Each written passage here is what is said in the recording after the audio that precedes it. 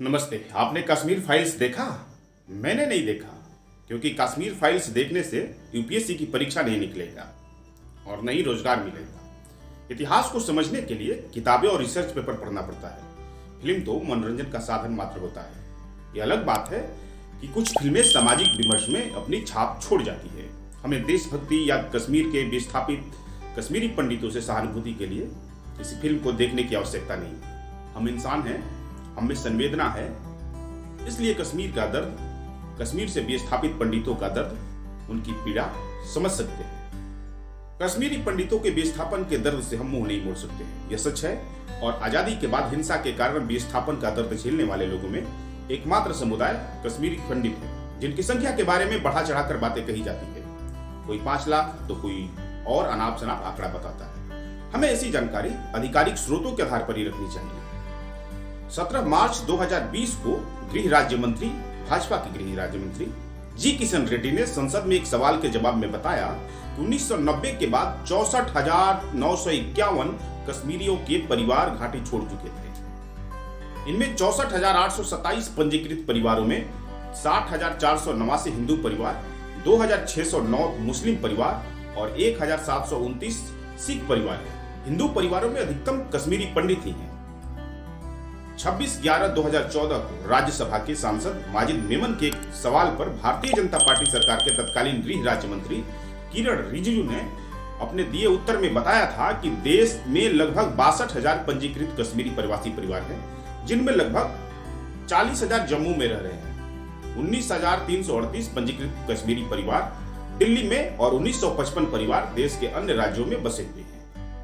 भारत सरकार जम्मू में बसे 18,250 कश्मीरी परिवारों को 6600 रुपए प्रति माह नगद राशि और प्रति माह मुफ्त राशन सहायता प्रदान करती है।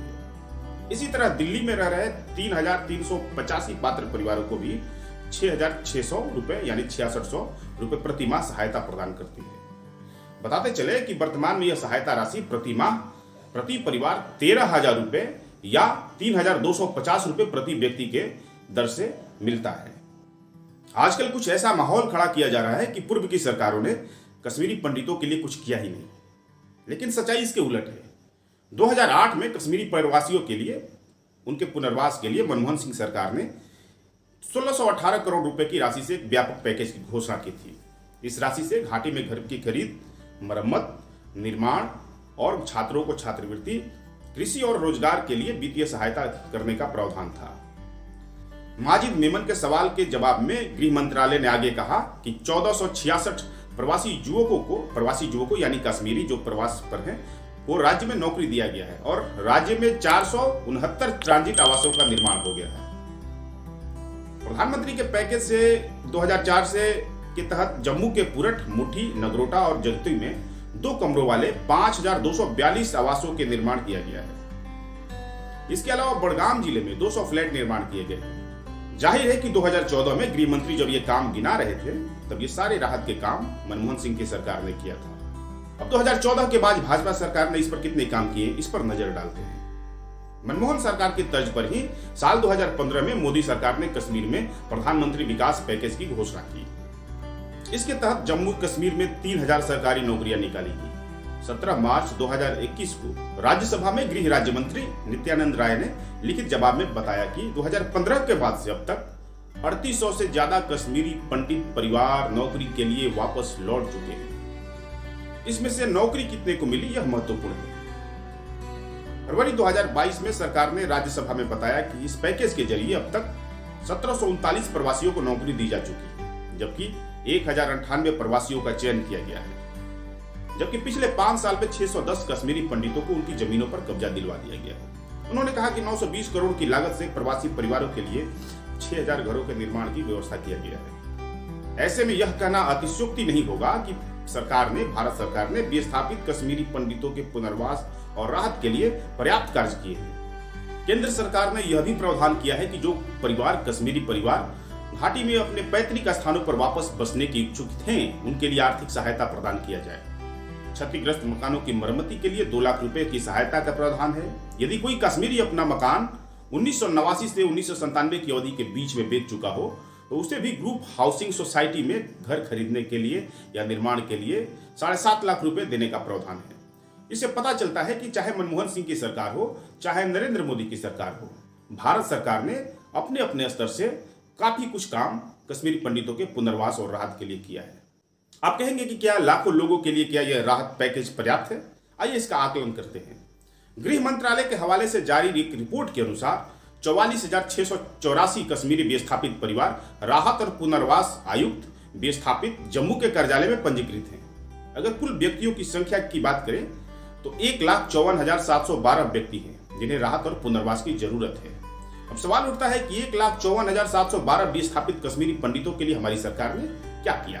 कुल मिलाकर कहा जाए तो राहत और पुनर्वास के लिए निबंधित कश्मीरी परिवारों में लगभग 21,000 कश्मीरी परिवारों को प्रति माह 13,000 रुपया पेंशन, प्रति माह मुफ्त राशन के अलावा लगभग 6,000 लोगों को सरकारी नौकरी दिया गया है। लगभग 6,000 को आवास बनाकर भी दिया गया है।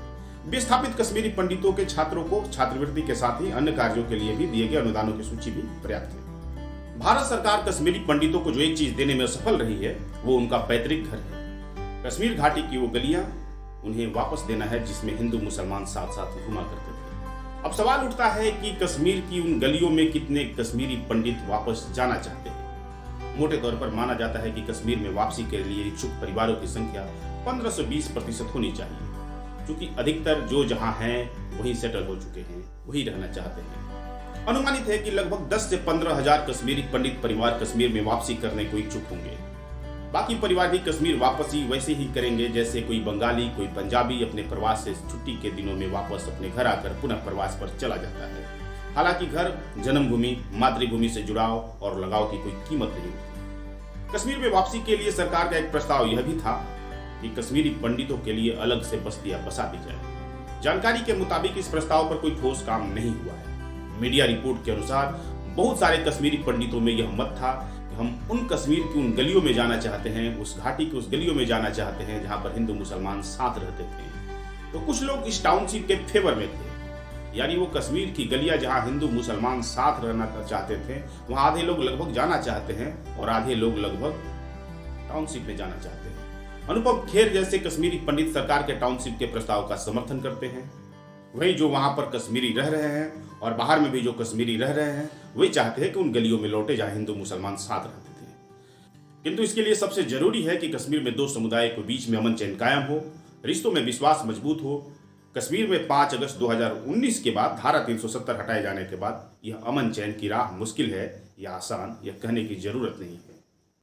अब फिल्म कश्मीर फाइल से जुड़े लोगों पर आते हैं। इस फिल्म के निर्देशक विवेक अग्निहोत्री कश्मीरी पंडित हैं।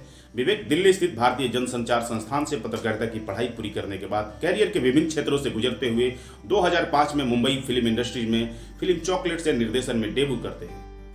विवेक अग्निहोत्री पर फिल्म अभिनेत्री तनुश्री दत्ता ने उन पर गलत आचरण करने के आरोप भी लगाए थे। विवेक का विवादों से नाता एक दिन का नहीं है। विवेक अपने उल-जुलूल हरकतों के कारण भी चर्चा में रहे हैं। इन दिनों उनका एक पुराना ट्वीट वायरल हो रहा है। सोशल मीडिया में वायरल हो रहे ट्वीट में दिखाई दे रहा है कि वे ब्राह्मणों के लिए एक अलग देश की मांग की थी। इसके अलावा अपशब्द भरे ट्वीट भी गाहे बगाहे करते रहे। 2017 में ये केंद्रीय फिल्म प्रमाणन बोर्ड के सदस्य भी रह चुके हैं। 2014 में भी विवेक अग्निहोत्री ने एक फिल्म बनाई थी जिसका नाम बुद्धा इन ए ट्रैफिक जाम था। उस फिल्म में भी अनुपम खेर मुख्य किरदार थे। फिल्म नहीं चली थी। तब फिल्म को चलाने के लिए विवेक देश के कॉलेज, यूनिवर्सिटीज, IIT में स्क्रीनिंग का कार्यक्रम तय कर चुके थे। यह फिल्म छत्तीसगढ़ के बस्तर में नक्सलवाद पर आधारित थी। इस फिल्म को लेकर बहुत सारा विरोध हुआ था। तब यादवपुर यूनिवर्सिटी में इस फिल्म के स्क्रीनिंग के विरोध में अनेक छात्र उतर गए थे। यूनिवर्सिटी में ABB के छात्र विवेक की फिल्म के पक्ष में थे, बाकी छात्र इस फिल्म के स्क्रीनिंग के विरोध में थे। कमाई के लिहाज से यह फिल्म असफल रही। बाद में इन्होंने फिल्म बुद्धा इन ए ट्रैफिक जाम के निर्माण को लेकर एक उसी थीम पर एक बुक लिखा था। अर्बन नक्सल नामक किताब को लेकर तब के गृह मंत्री राजनाथ सिंह से भी इन्होंने मिलकर वाहवाही बटोरी थी। 2019 में इन्होंने एक और फिल्म बनाई थी, the Tashkent files. Lal Bahadur Shastri की मौत पर आधारित इस फिल्म को लेकर शास्त्री के पोते विभाकर शास्त्री ने तथ्यों को गलत प्रस्तुत करने का आरोप लगाकर विवेक अग्निहोत्री को लीगल नोटिस भेजा था। लेकिन कश्मीर फाइल्स अभी बॉक्स ऑफिस पर कमाई के लिहाज से काफी सफल साबित हो रही है और चर्चा में भी है। फिल्म के कलाकार अनुपम खेर, मिथुन चक्रवर्ती, किसी परिचय के मोहताज नहीं थी। फिल्म बॉक्स ऑफिस पर शानदार कमाई कर रही है। 15 करोड़ में बनी यह फिल्म 150 करोड़ से अधिक कमा चुकी है। लेकिन खास बात यह है कि बॉलीवुड के इतिहास में शायद यह पहली फिल्म है जिसे देखने के लिए एक दल विशेष के समर्थक जोरदार कैंपेन कर रहे हैं। फेसबुक, ट्विटर, इंस्टाग्राम, यूट्यूब पर लोग फिल्म देखने की अपील कर रहे हैं, चीख रहे हैं, चिल्ला रहे हैं, भावुक होकर रो रहे हैं, जय श्री राम के नारे लगा रहे हैं। फिल्म के निर्देशक और कलाकार प्रधानमंत्री से मिल चुके हैं। हैरानी की बात है कि प्रधानमंत्री मोदी ने भी इस फिल्म के माध्यम से सच्चाई सामने आने को लेकर बयान दिया है। फिल्म निर्माताओं और कलाकारों का कहना है कि वो जनता को सच दिखाने के लिए कश्मीरी पंडितों को न्याय दिलाने के लिए फिल्म बनाए हैं।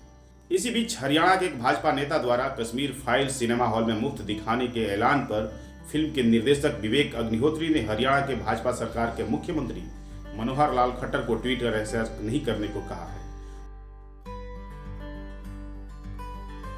इसी बीच एक पक्ष यह भी है कि कश्मीर के मसले पर अनुपम खेर का पुराना ट्वीट वायरल हो रहा है, जिसे आप भी देखिए। यह देखकर अंदाजा लगा सकते हैं कि कथनी कब कब कैसे बदलता रहता है इनका। हमें लगता है कि कश्मीर में निर्णय लेने के लिए देश में एक मजबूत सरकार है। वर्तमान में जो सरकार है वो आतंकवाद, राम मंदिर, कश्मीर जैसे मुद्दे पर ही चुनी गई है। कश्मीर में निर्णय लेने के लिए देश के अन्य राज्यों की जनता को जाकर गृह युद्ध नहीं करना है। भारत दुनिया की चौथी बड़ी सेना रखता है। अनुपम खेर, विवेक अग्निहोत्री को किसी को जगाने की जरूरत है तो वो प्रधानमंत्री है। ये फिल्म निर्माता मोदी के संपर्क में भी हैं। इसके बावजूद भी यदि इन्हें फिल्म बनाने के बाद टीवी स्टूडियो में चीखना, चिल्लाना और आरएसएस को फिल्म दिखाने की अपील करना पड़ रहा है, तो जनता को समझने की जरूरत है कि बेरोजगारी, महंगाई, बेकारी से ध्यान भटकाने के लिए स्टंट ही है।